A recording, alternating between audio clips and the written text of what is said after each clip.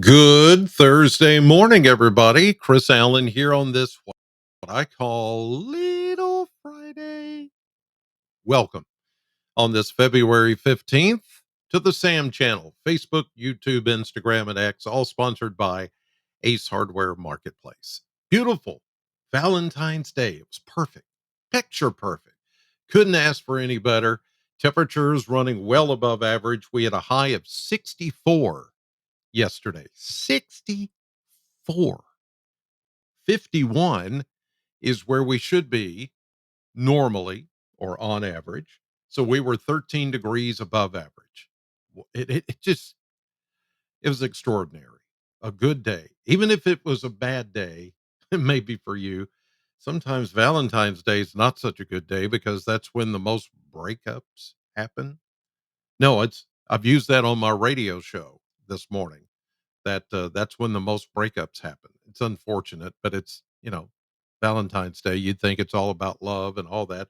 Sometimes it's not. But even then, you had to look at yesterday with the sunny sky and the warm temperatures and just think, "Oh, this is wonderful." We're going to keep that one more day today. One day. It's looking good outside already this morning after somewhat of a chilly start, but things are warming up pretty nicely. Here's the live view from the Plano camp here in Plano, Kentucky, just outside of city limits of Bowling Green, looking down my street and across the street. Everything's looking fine, clear blue sky, but I do expect some high clouds to begin to move in later on today. It will be breezy. The winds are going to pick up from the south and west today.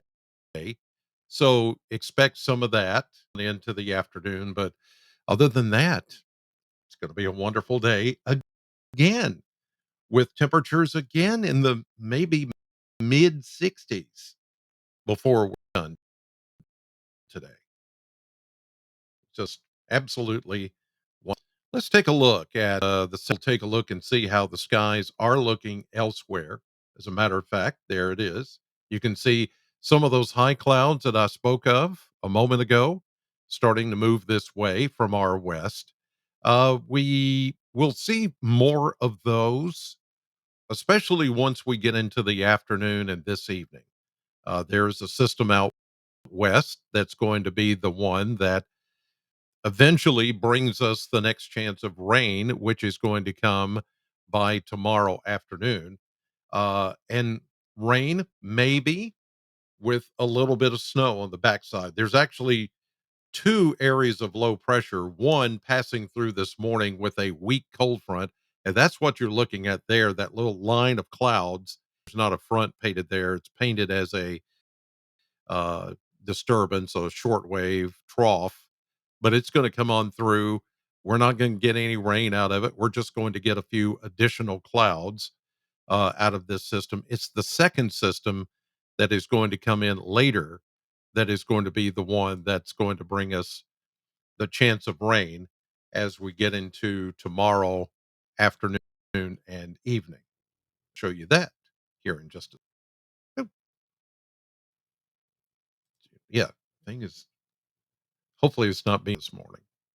I rated the internet, but sometimes I still think it's being throttled. You ever get that feeling for you? I mean, I know I do, but sometimes it's like I just feel like sometimes they're charging me more and it's being throttled back still. So I'll have to buy more bandwidth. No, that doesn't happen, Chris Allen. You're being misled. That's not the way it works. Hmm. Yeah. Okay. Here's a look at the Kentucky Mesonet this morning. I'll zoom in so you can see the temperatures a little bit better. We're in the 40s. Good start this morning. The only place that's cold, guess where? With a stable air, high pressure overhead. Yeah, the coldest is Cumberland County on the Cumberland River down in Burkesville. 30.8, rounded up to 31 degrees. Everyone else, even up the road, like Edmonton and Metcalfe County, 46, 46. 31. That tells you everything you need to know about where these sensors are put. That one in Cumberland County on a day like this is always going to read colder because of where it is, near the river. And this one's at a higher elevation near Edmonton, almost 50 in a couple of spots, like over toward Bon Air and Barron County, 46 down in Scottsville. Let's see. Oh, well, there's almost 50 in Cadiz. Yes, 48. That's in Caldwell County, Princeton area. So, yeah, we got a little coolish here in Bowling Green down to Franklin, Russellville, but it's still 40s. That's good. A good start on this day after Valentine's Day, the 15th, halfway point in February. Or is it tomorrow that's the halfway point? Because it's leap year. That means we have 29 days this month instead of 28. So maybe the halfway point is no, it would still be because 15 times 2 is 30. We're not going to have 30 days. We're going to have 29. So it'd be 15 ish. Yeah. No, 14 and a half. Never mind. I can't do math. Can't do math. Never was good at it. I don't want my brain to work that hard. Okay. Speaking of numbers, here we go. With the model blender, interesting stuff here on the model blender. So today we've got one more fantastic day in the 60s. I'm going 64, possibly even 65. It just depends on how many of those clouds begin to move in. It's going to be a breezy day. Southwest winds at, 15 to 25, maybe up to 30. We could have a gust of 30 possible this afternoon. Cooler tomorrow because of the rain coming in and behind the cold front, which is coming in. And again, we're going to go 54, 53, 54, and then down to 26 tomorrow night. With any leftover moisture and with the track of the low pressure system coming just the way it needs to, or is going to, maybe, then we could see that rain end as a brief period of snow. That is still in the forecast. That has not changed. That's plenty cold enough for snow, but I don't think it's going to last. Ground temperatures too warm. This system is moving too fast. There's not going to be enough time to make impact on our area here in southern Kentucky. Further north, maybe for a brief time, even there. But then we're going to get up to 36 on Saturday with sunshine coming back. So whatever's there Friday night in the form of snow would melt away during the day. But here's where I think we could have some impact. It could be Saturday night into Sunday morning because we're going to get down to 22. That's cold. 36 to 22. Whatever melts on Saturday under the sunshine would refreeze Saturday night into Sunday morning. That's when I think we could see impact. Not necessarily tomorrow night, but Saturday night. But then we recover. We go back to near 50 Sunday afternoon. That would completely dry up anything that's there.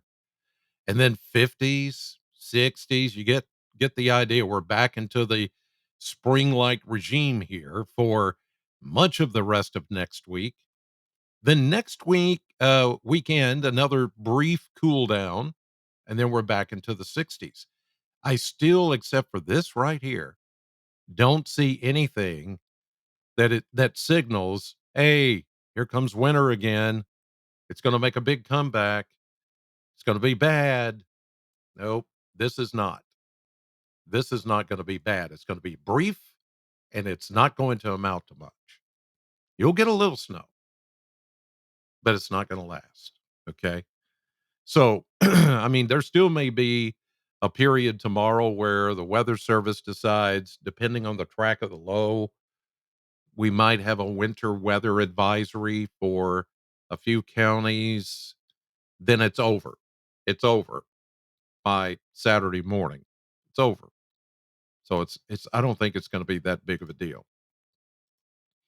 Let's maps. And the maps now, the surface maps have picked up a little bit better on how this is going to play out. And it's kind of splitting the difference between um, the northern track of the low and the southern track of the low. So let me show you that. Excuse me. Still dealing with a little congestion and drainage this morning. Here's the setup right now. Warm front. Here's that little trough and cold front, which is going to produce a few clouds, high clouds across the area this morning and this afternoon. But you can see any rain associated with this is going to be north of us. We're not going to see any of that, just a few clouds. Here comes the front into the midday and afternoon. This evening, low pressure system east of us may spit out a little bit of light rain as we get into tonight, early tomorrow. Then the front stalls down in the Tennessee Valley, and these waves of low pressure will start to ride the front. And here comes the moisture along with it. What has not been tapped into yet at this point is Gulf of Mexico moisture. Now, once that happens, then this thing will start to ramp up a bit, as you see here. This is Friday morning, 7 a.m. Rain to the west, snow to the north. They have the low moving out of Oklahoma, but which way will it go? Will it go north along the Ohio River, or will it go south into the Tennessee Valley? If it goes south, better chance for snow for us. If it goes north, better chance of rain for us. So let's see. Here's Friday afternoon and Friday night. So they've got the low tracking south. And then as the wraparound moisture is evident with the low pressure system, it's going to pick up the moisture, bring it in, but then it's going to be cooled. And some of that will come back around as some snow or maybe mixed. Again, depending on the exact track of that low pressure system. If it goes this direction, expect a little bit of both. If it goes even further south, expect a little more snow. But again, whatever falls is not going to be that big of a deal. And it's a fast moving system. It's not going to be here long enough. It's not going to linger. So we're not going to get much impact, if any, or accumulation. It's going to be gone by Saturday. Here's Sunday into Monday, high pressure in control. Tuesday, Wednesday, little precipitation to the north of us. Thursday, the next system comes in for next weekend. But really, next week is looking pretty good. There's just not much happening. It's going to be pretty quiet.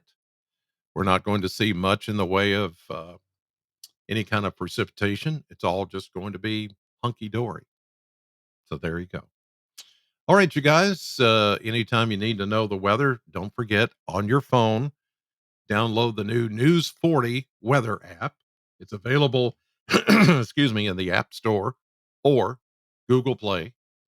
And I'll see you live tonight at 5, 6, and 10 on News 40. Have a great day and God bless.